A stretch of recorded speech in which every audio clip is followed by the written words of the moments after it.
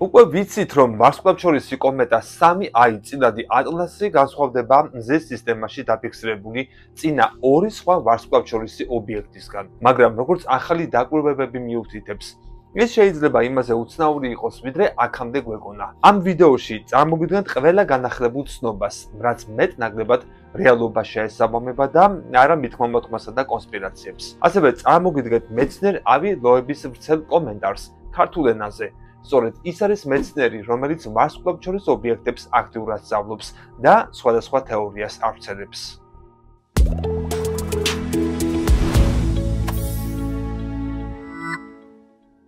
შეგახსენებთ, რომ კომეტა წოდებულმა ობიექტმა ყურადღება პირველად 2025 წლის 1 ივლისს იიპყრო და მას შემდეგ ასტრონომები აქტიურად აკვირდებიან. სულ მცირე იმიტომ, რომ მასზე დაკვირვებისათვის დროის ძალიან პატარა ფანჯარა აქვთ. მზესთან ყველაზე ახლო მანძილზე, პერიჰელიონთან ის 29 ოქტომბერს მივა. ვინაიდან ეს ნაწილი მზის მეორე, დედამიწისგან საპირისპირო მხარესაა, იმ დროისათვის დაიმალება, ვარსკვლავის სინათლე დაჩრდილავს. ამიტომ დაკვირვებისათვის საუკეთესო დრო პერიჰელიონის დადგომამდეა და მეცნიერებიც თავს არ ზოგავენ. აკვირდებიან მათ ხელთ არსებული უმძლავრესი ხელსაწყოებით.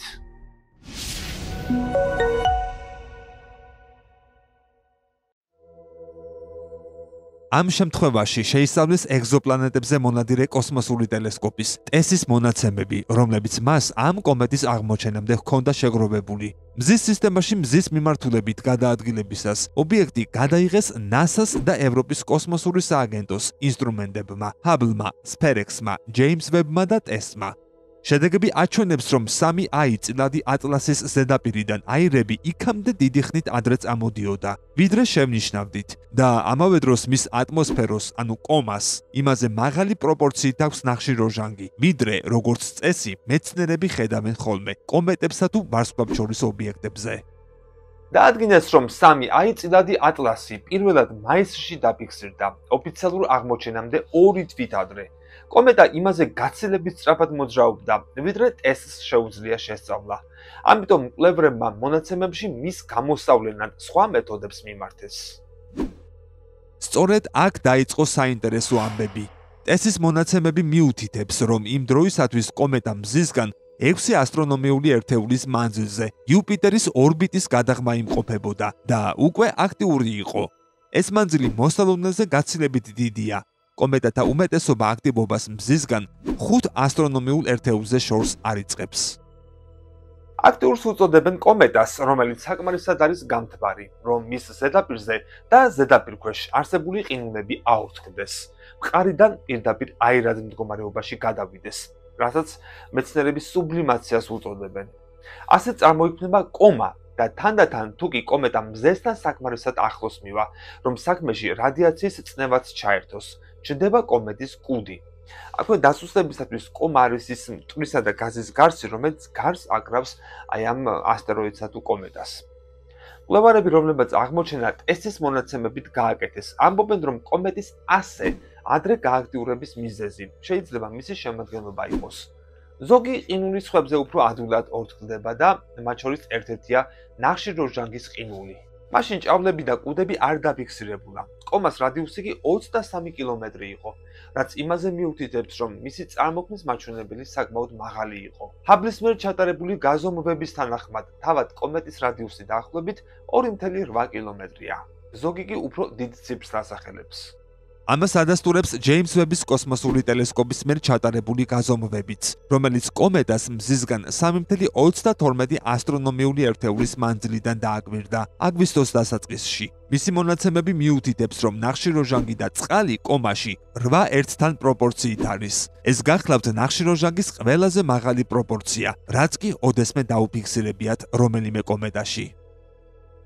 ამას რამდენიმე მიზეზი შეიძლება ჰქონდეს. მკვლევარების აზრით, დაკვირვებები თავსებადია ნახშირორჟანგით მდიდარ ბირთვთან, რაც შეიძლება იმაზე მიუთითებდეს, რომ 3i წილადი ატლასი შეიცავს ყინულებს, რომლებიც მზის სისტემის კომეტებთან შედარებით უფრო მაღალი დონის რადიაციის ზემოქმედების ქვეშ არის.ანდაც იმას, რომ ის მშობლიურ პროტოპლანეტურ დისკოში წარმოიქმნა CO2-ის ყინულის ხაზის სიახლოვეს. პერიჰელიონის შემდეგ ყველაფერი კიდევ უფრო ამაღელვებელი გახდება. ამ დროს კომეტა მზის სისტემის დატოვების გზას დაადგება და დედამიწასაც მოუახლოვდება. მომდენო წლის მარტში ჩაუვლის იუპიტერს, სადაც შეიძლება ხომალდმა ჯუნომაც შეძლოს გადაღება.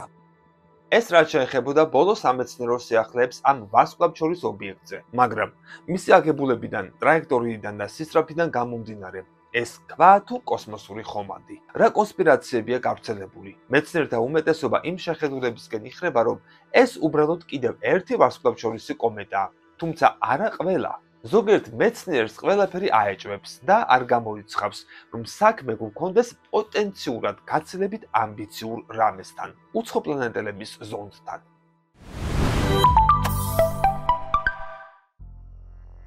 ჩვეულებრივ, როდესაც კომეტა მზეს უახლოვდება, ყინული და აირები ორთქლდება და წაგრძელებულ კუდს წარმოქმნის. თუმცა ეს 3i წილადი ატლასის შემთხვევაში არ მომხდარა. ტელესკოპები მტვერს აფიქსირებენ, მაგრამ კუდი არ ჩანს.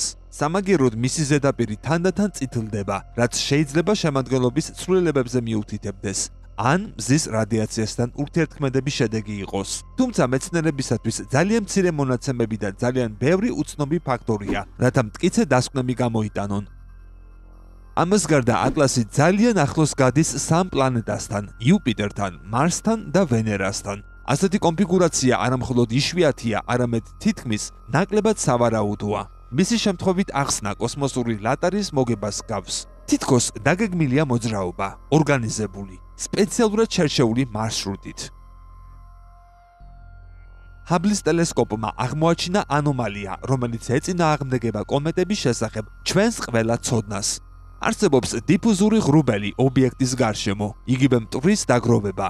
თუმცა ამ შემთხვევაში ეს არა უკან, არამედ წინ უსწრებს კომეტას, რაც აუხსნელია. ეწინააღმდეგება ძირითად ასტრონომიულ მოლოდინებს. როგორც ჩანს, ობიექტი ქაოტურად არ დრიფტაობს, ის განზრახ მოძრაობს. მსგავსი ტიპის სამეცნიერო კონსპიროლოგიური ხედვის ნაზდავით ახსნას გვთავაზობს ასეთ ობიექტებზე მონადირე, თეორიული ასტროფიზიკოსი, ჰარვარდის უნივერსიტეტის ასტროფიზიკის დეპარტამენტის ხელმძღვანელი აბი ლოები. პირდაპირ არასდროს აცხადებს, რომ 3i წილადი ატლასი, ისევე როგორც ოუმუამუა ან ობიექტი ბორისოვი, უცხოპლანეტეთა ზონდია, თუმცა ამ შესაძლებლობასაც არ გამოიცხავს. ამის ნაცვლად ის ხაზს უსვამს, რომ ნამდვილი მეცნიერება იწყება იქ, სადაც ადამიანების უმეტესობა ფიქრდება, სადაც კითხვები ჩამოყალიბებულია, როგორც გამოწვევები და არა იგნორირებული, რადგან ისინი არ შეესაბამება სტანდარტულ სასწავლო გეგმას. მოდი მოვუსმინოთ მასთან სულ ახლახანს ჩაწერილ ინტერვიუს. გამოთვლების სიმულაციამ აჩვენა, რომ 2025 წლის 3 ოქტომბერს 3i წილადი ატლასი მარსთან 29 მილიონი კილომეტრის დაშორებით გაივლის. მარსის ორბიტაზე გვაქვს რამდენიმე თანამგზავრი. ერთ-ერთი მათგანი არის NASA-ს მიერ გაშვებული Mars Reconnaissance ორბიტერი, რომელიც აღჭურვილია 9 მეტრიანი დიამეტრის კამერით. ამ კამერას შეუძლია დააფიქსიროს ეს კომეტა 30 კილომეტრი პიქსელზე გარჩევადობით. ეს ჩვენთვის ძალიან სასარგებლო იქნება, რადგან ამჟამად ობიექტის დიამეტრი მაქსიმალური სიდიდით ფასდება 20-დან 46 კილომეტრამდე. 46 კილომეტრიანი ვარაუდი დაფუძნებულია მზის სინათლის რეფლექტივობაზე, 1 მიკრონულის სიგრძის ტალღაზე. ასეთი მასშტაბის ობიექტი თითქმის სრულად აღიქმება HiRISE-ის კამერით. ამიტომ მსურს ვიცოდე, არის თუ არა ობიექტი მართლაც ასეთი ზომის. თუ გაცილებით პატარაა და მხოლოდ მტვრის ღრუბლით არის გარშემორტყმული, რაც ნაკლებად ექსტრაორდინარულად ითვლებოდა. მაგრამ თუ მისი დიამეტრი მართლაც ათეულობით კილომეტრია, მაშინ ეს სრულად ანომალიური შემთხვევაა, რადგან ის მილიონჯერ უფრო მასიური იქნებოდა, ვიდრე წინა 2 ინტერსტელარული ობიექტი, ოუმუამუა და ბორისოვი. ვარსკვლავთშორისი სივრცის ერთეულ მოცულობაში უბრალოდ არ არის საკმარისი რაოდენობის კლდოვანი მასალა ასეთი გიგანტური ობიექტის ჩვენს ახლო-მახლო მოხვედრისათვის ბოლო 10 წლეულის განმავლობაში. ასეთ შემთხვევაში ეს იქნება უკიდურესად უჩვეულო მოვლენა და HiRISE-ის კამერა ამას შეგვატყობინებს. ასევე არის რამდენიმე ინსტრუმენტი, რომლებსაც იყენებს ევროპის კოსმოსური სააგენტო და ჩინეთსაც აქვს ზონდი მარსის სიახლოვეს. შემდეგ 2026 წლის 16 მარტს 3i წილადი ატლასი გაივლის იუპიტერთან დაახლოებით 50 მილიონი კილომეტრის დაშორებით.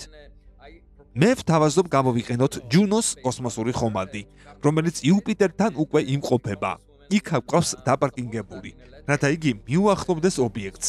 ამ წინადადებას კონგრესმენების ნაწილი მხარს უჭერს და წერილიც მისწერეს NASA-ს. შესაბამისი მოთხოვნით, რომ გამოიყენონ ყველა რესურსი ამ ობიექტის აღსაბეჭდად. იმედი მაქვს, რომ მომდევნო თვეებში, როცა ეს ობიექტი მზეს მიუახლოვდება, მეც შევიტყობთ. მზის სინათლის გამო ის უფრო კაშკაშა გახდება. თუ კომეტაა, საბარაუდოდ ამოხეთქავს გაზისა და მტვრის ნაკადებს, რაც ამას დაადასტურებს. მაგრამ თუ არა, მაგალითად, თუ 29 ოქტომბერს ობიექტი რაიმე მანევრს შეასრულებს, როცა ეს ყველაზე ახლოს იქნება მზესთან, ეს იქნებოდა იდეალური დრო მანევრისთვის, როგორც ამას ჩვენი კოსმოსური ხომალდები აკეთებენ. ასეთ შემთხვევაში შეიძლება საფონდო ბაზარიც კი ჩამოიშალოს, რადგან ის იქნება ხელოვნური, ეგრეთ წოდებული უცხოპლანეტური. ბუნება ბევრად უფრო კრეატიულია, ვიდრე ადამიანები ვართ. არ ვიცით, როგორები შეიძლება იყვნენ უცხოპლანეტელები, ან როგორი ტექნოლოგიები შეიმუშავეს. ჩვენი წარმოდგენა შეზღუდულია დედამიწაზე დანახული გამოცდილებით. სხვა ვარსკვლავიდან მოსული სტუმარი, ეს არის ბრმა პაემანი კოსმოსურ მასშტაბებში. მაგალითად, Voyager-ის ოქროს დისკი, რომელიც გავაგზავნეთ კოსმოსში, გამოხატავდა 60-იანი წლების მუსიკას და იმ მიღწევებს, რაც გვიამაყება. მაგრამ ეს შეიძლება ზედმეტად ამპარტავნული იყოს. არც კი მგონია 60-იანი წლების მუსიკა დღეს ისეთივე შთამბეჭდავი იყოს. ჩვენ უნდა ვიყოთ უფრო მოკრძალებულები და ვაკვირდებოდეთ სამყაროს იმისათვის, რომ ვსწავლობდეთ და არა იმისათვის, რომ ვუთხრათ სამყაროს. ჩვენ ვართ ყველაზე ჭკვიანი არსებები. ერთხელ ილონ მასკმა თქვა, რომ თუ მარტოები ვართ სამყაროში, უნდა წავიდეთ მარსზე. მაგრამ შესაძლებელია მას კი არც არის ყველაზე წარმატებული კოსმოსური პიონერი იმ დროიდან, რაც დიდი აფეთქება მოხდა. საკმაოდ სავარაუდოა, რომ სხვა ცივილიზაციები ჩვენზე გაცილებით ადრე არსებობდნენ. ბევრად უფრო წარმატებულად და ტექნოლოგიურად განვითარდნენ და მათი ნაკვალები შეიძლება სწორედ ახლა ვიპოვეთ.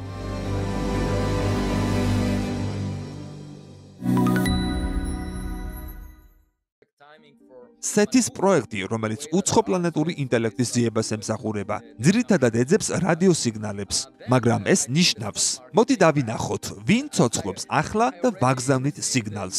მაგრამ თუ ცივილიზაციათა უმეტესობა უკვე დაღუპულია, ან ისინი უბრალოდ აღარ აგზავნიან რადიოსიგნალებს, მაშინ შეიძლება ვიპოვოთ მათი მოწყობილობები, ზონდები ან თვითგამრავლებადი აპარატები, რომლებიც ახლაც მუშაობს. ისინი შეიძლება აქვე იყოს, როგორც ფიზიკური ობიექტები, პაკეტები ჩვენს საფოსტო ყუთში და ეს სრულიად განსხვავებული გზა სეთის მეთოდებისგან.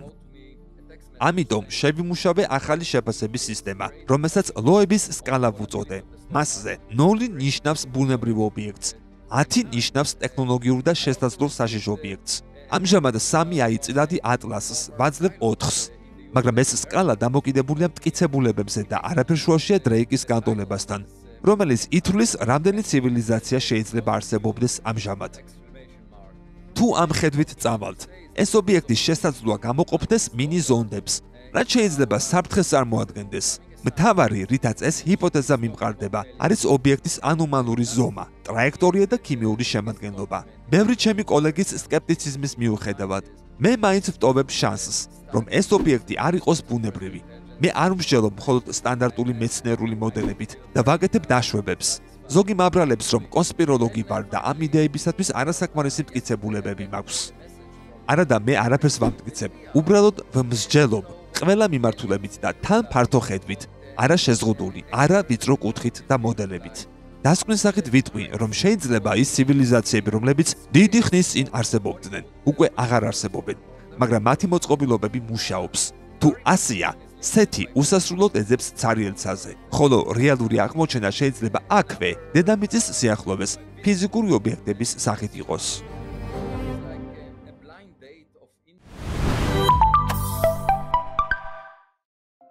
ასეთია ავილოების უკანასკნელი ინტერვიუ ამ ეპიზოდეს ჩაწერის მომენტში. მოდი ახლა ისევ მეცნიერულ მსჯელობას დავუბრუნდეთ და გავიგოთ, რას ამბობს და განიხილავს თავად NASA ამ ობიექტთან დაკავშირებით. ასტრონომების გუნდმა NASA-ს ჰაბლის კოსმოსური ტელესკოპის მკვეთრი ხედვის გამოყენებით გადაიღო შემოჭრილი კომეტის ყველაზე ხედვადი სურათი. ჰაბლი არის NASA-ს კოსმოსური ტელესკოპების ფლოტიდან ერთ-ერთი აპარატი, რომელმაც კომეტის დაკვირვება უზრუნველყო. იმის მიუხედავად, რომ კომეტა დედამიწისათვის საფრთხეს არ წარმოადგენს. NASA-ს კოსმოსური ტელესკოპების სააგენტოს ეხმარებიან უფრო მეტი გაიგონ ამ უცნაური ობიექტის შესახებ სამომავლო სიფრთხილისთვის. ჰაბლის დაკვირვებები ასტრონომებს საშუალებას აძლევს უფრო ზუსტად გააკეთონ შეფასება კომეტის მყარი ყინულის ბირთვის ზომაზე. იმის მიუხედავად, რომ ჰაბლის სურათებმა ბევრი რამ გვითხრა, კომეტის მყარი ბირთვი ამჟამად პირდაპირ არ ჩანს.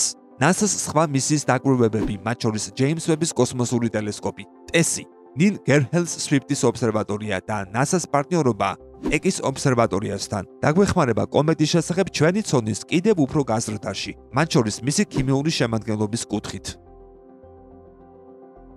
3i წილადი ატლასი მოგზაურობს ჩვენს მზის სისტემაში გასაოცარი საათში 130,000 მილი სიჩქარით, რაც 209,000 კილომეტრია. ეს არის ყველაზე მაღალი სიჩქარე, რომელიც ოდესმე აღრიცხულა მზის სისტემის სტუმრისათვის. ეს დაუჯერებელი სისწრაფე იმას მოწმობს, რომ კომეტა მრავალი მილიარდი წლის განმავლობაში მოძრაობდა ინტერსტელარულ, ანუ ვარსკვლავ შორის სივრცეში. კომეტამ გაიარა უამრავი ვარსკვლავი და ნისლეული. გამოიწვია გრავიტაციული დამუხტვა, რაც მის სიჩქარეს გაზრდიდა. არავინ იცის, საიდან მოვიდა ეს კომეტა. ეს ჰგავს ტყვის წამიერ ნაბერძგალს, რომელიც მხოლოდ 1000 წამით ჩანს. ვერ შეძლებ ზუსტად გაიგო, საიდან დაიწყო მისი გზა, მაგრამ მაინც ბევრს გავიგებთ მასზე.